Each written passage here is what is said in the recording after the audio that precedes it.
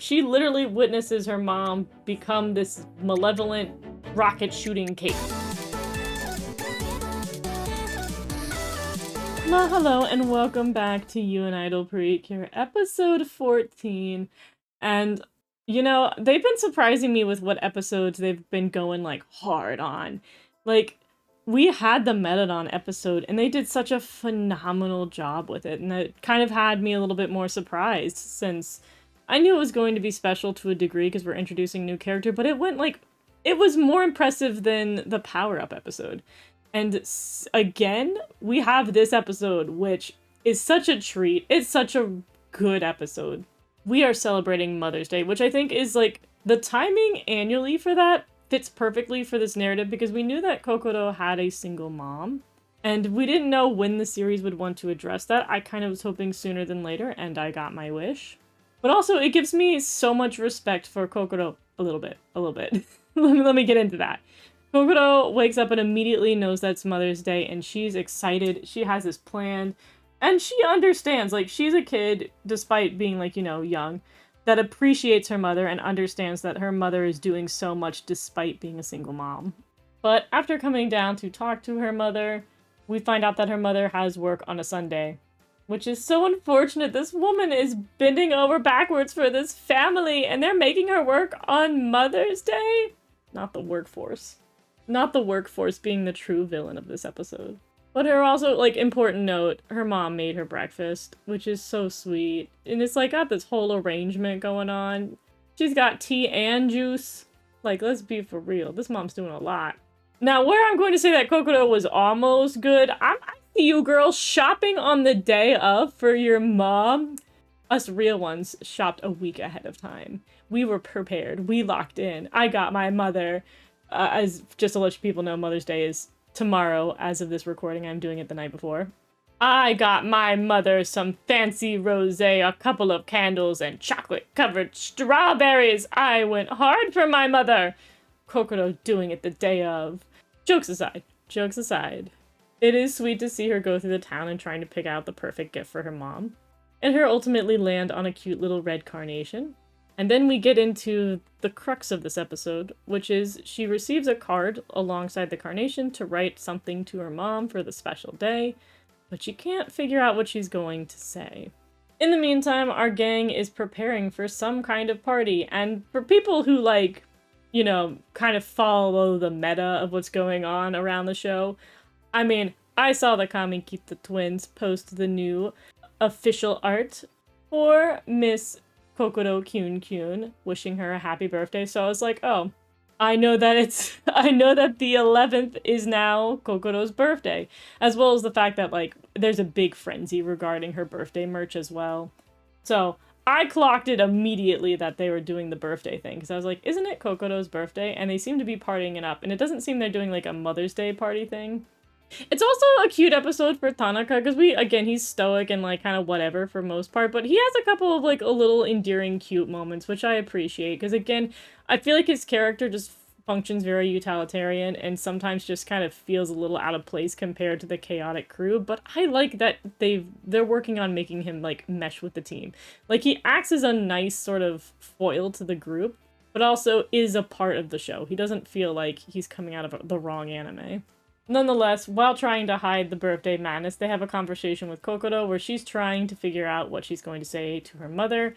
And in the background, we see the most unhinged things happening. Like, Metadon and Purirun are just being crazy, like, using Metadon's hair as a propeller to swing around. It's such a distracting background element. There's also a lot of really nice tea shots, and I just felt like I needed to say that. You best know that I'm gonna make, like, 1,000 gifs of all the little tea sequences we have in this episode. Shout out to T, the real main character. And of course, in order to answer Kokoro's problem, Uta is like, I would just sing how I feel to my mother, because that's how you do it. Which, you know, something. It doesn't solve the problem, but it is very Uta of her. Nonetheless, Kokoro says thanks for the help, and goes off to meet up with her mother and celebrate that Mother's Day. In the meantime, we get an explanation for what has been the most roller coaster convoluted thing that's been happening in the story so far, which is what's up with the fairies and their relations to one another. Like, if you have not kept up, originally, we, like, the pattern so far, we had it stated that Merodon calls Kuriru Netama, which is kind of like a babyish way of saying sis, but, like, at the same time, sis or sister, or as they translate for this one, sissy. That's, like, just a kind of endearing term for somebody usually who's older than you, but with the tama to make it, like, a little bit more babyish.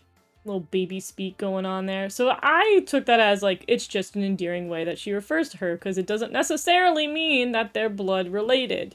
And then an article comes out and says they're blood related. Then we had last episode where Uta asked if they're sisters, to which Merodon said no. Then we had another article come out before this episode that stated that they are not sisters. That it pretty much Merodon behaves the way I thought before, which is that she just, like, affectionately calls Purirun her, like, older sister in the way that they do in Japanese culture. And it's, like, just normal. And then we get this tree lore. Oh my god. We get revealed that all of the fairies are born from a tree. They don't have moms or anything. There's no, like, blood relations and anything along those lines. Which, this basically sums up how all of us feel. We've got an unhinged smiley tree in the background that's technically speaking bringing all them into existence, so they're all technically kind of related. But not, and Uta doesn't get it, and Tanaka barely can explain it, and we don't know, you know, like, we, the fandom, are just confused. It's, like, I'm just gonna say they're not related because that's where we're kind of standing at this point, and the tree lore just makes it worse. I wish I didn't, I wish they didn't bring it up. This is, oh my god, this has set the fandom on fire, and it's kind of just like, I don't even know what we're doing anymore. Trees, I guess. Anyways, back to the more important feature of the story. When Kokoro comes to meet up with her mother, unfortunately she ends up being our monster of the week, which hits Kokoro hard. She literally witnesses her mom become this malevolent rocket shooting cake. And, like, it gets heavy. We get serious. Like, there's good animation, there's strong emotions.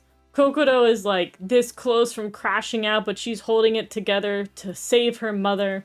We have this, given the Sailor Moon vibes pose, where she lifts herself back up. Somebody redraw her in that Sailor Moon pose. You know what I'm talking about. And just when things are about to go bad, we have a commercial break.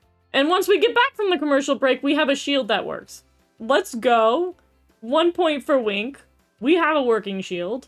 Also, I wanted to take a note that I like when her shield dissipates, it turns into a bunch of diamonds. I think that's pretty neat. It's a little detail. Sometimes they just, you know, poof out of existence with little sparkles. I like that it's diamond-shaped when it, you know, it turns into a bunch of tiny diamonds and fades away. It's just a little artistic detail. I like it. I thought it was pretty. Anyways, we have our fight continue, and during it, we have a montage where Kokoro talks about why her mom is so insanely important, which, again, I feel like usually in shows, they'll have the character not realize all the things their mother does, and then they realize everything their mother does, but it kind of skips that. Like, I like the rearranging of how they handle this, because technically speaking, Kokoro in this episode doesn't have too many interactions with her mother, but it does a phenomenal job at conveying the importance of her mom and the understanding of everything her mom does, and it's just in, like, a handful of flashbacks, but it tells the story it needs to tell. We learn that her mom doesn't like cooking, yet makes sure that Kokoro gets a meal every singular time. When her mom's exhausted from probably working 18,000 different jobs in order to pay for the home, she's still there to help Kokoro do math homework at night. Like, Kokoro loves her mom, and that's where our fight ends up escalating. And honestly, we've been having, like, the Kyun laser go so hard these past few episodes. Like, her Kyun laser did a great job getting cheered on last episode, and her Kyun laser is very strong here. Like, there's a couple of times throughout the Precure franchise that they just go nuts with one of the characters just having uber strong attacks. I would say, like, there's the Emerald Saucer with Cure Mint. I remember being unbelievably strong at one point. I remember Pure Beauty's swords, like her ice swords, are really strong. I feel like the lasers is another one that we're adding into the book of, like, the character just has a very strong attack compared to everybody else. And in this moment where she's holding her own and we have one of those, like, will they, won't they beams going on, we do get the montage that brings up the big question that we've had, and what usually series tend to avoid if there's one of the parents missing in their lives. But we actually get to see Kokoro's dad. We get to see that he did exist in her life for some time. But we also get to see him in the hospital. And we get this very emotional moment where you see a bit of the anxiety on the mom's face, but Kokoro has no idea that, like, things are going south. And we have the absolutely heart-wrenching scene of the funeral, but also the promise that her mom's gonna step up and take care of her, despite everything that has happened. And just the appreciation on Kokoro's face. The connection between these two and the love is so phenomenal. And this gives her the power to push through and take down the monster enough so that we can do our finisher, you know, because we gotta do try trio dream. Like, let's be real. Oh, one thing I also really appreciate that her mom does that comes up a couple of times is that despite being insanely busy and, like, working a million jobs, her mom is also phenomenal at, like, paying attention to her hobbies. She realizes she likes dance and even, like, goes as far to try to participate in her free time with Kokoro's, like, love for dancing, which is so sweet. As well as going out to her dance competitions and concerts, which, again, warms my heart. Like, you know, this mom is above and beyond. Which I do want to, like, put a side note here, because it's something that I've talked to and, like, over the course of my reviews, but also something that kind of, like, gets me when it comes to the Precure franchise, is that historically I have not loved the way that Precure has essentially advertised being a mom. Specific seasons typically have the girls, like, have babies and, like, raise the babies throughout the season. Like, not, like, without getting into too much details, it's not necessarily their babies, kind of. But, like, there's a lot of, like, pushing young kids into a motherly role despite them being, like, all of 12 years old. But I much prefer an episode like this, where they show, like, a hardworking mom and a daughter who loves her mom and a mom who loves her daughter. Like, this, to me, the way that they handled this episode sells being a mom far more than, like, these kids having babies and walking around with these babies the whole season. Like, this episode alone, I'm like, families are amazing. Kids are great. Parents are great. The world's a warm place. Like, I wish they would do this more than the other sort of advertisements that they've done before. But this is, again, that's why the season's better. We don't have babies. And when Kyun is not sure if she will make it in this attack, we get this awesome shot of Idol yelling out her encouragement, which I loved. It, like, I'm not gonna lie, this is kind of one of those moments where I felt emotions. It swelled up. I was like, oh my goodness. You better hang in there, Kyun, even though I know how this is gonna go. I'd, like, you know, still fight. And we wrap up the battle, we've saved her mom, and we cut to Kokoro coming home to a surprise! It's her birthday. She spent so much time worrying about her mom that she didn't realize it was her birthday. Technically speaking, Uta and Nana didn't know that it was her birthday. The only reason why they ended up finding out was because her mom put an order in with Cafe Glitter, which I think is so sweet. Like, it's still like her mom coming back around to being the reason why they found out and why they worked so hard. And then we give her a gift, which, surprise, surprise, it's product placement, woo! I'm upset because these bottles actually look really good, but it's very difficult, if not, like, nigh impossible, to import fragrances from foreign countries. You literally have to have somebody, like, go to the country and, like, bring it back.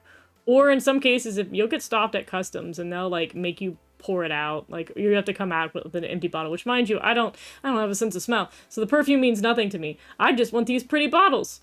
Like, you see her face? That's my face with how pretty they are. Like, look at these bottles. They're so well designed. They're so cute. I like that they're, like, these crystal things, but you can see the plaid pattern going on. Like, I love it. I love it.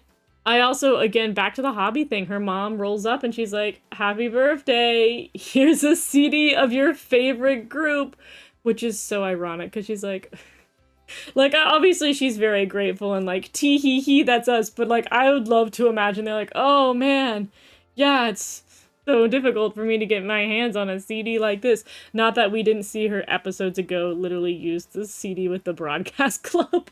But this is like such a parent gift too, because like Kokoro absolutely already owns this. But her mom was like, I at least know your interests, so I got this CD that's been out for weeks that surely you haven't purchased yet. Oh, that's such a mom thing to do. But I love how much her mom's trying. It's so cute. I like that she's invested in her hobbies and like pays attention, even though she's like, again, working herself to the bone.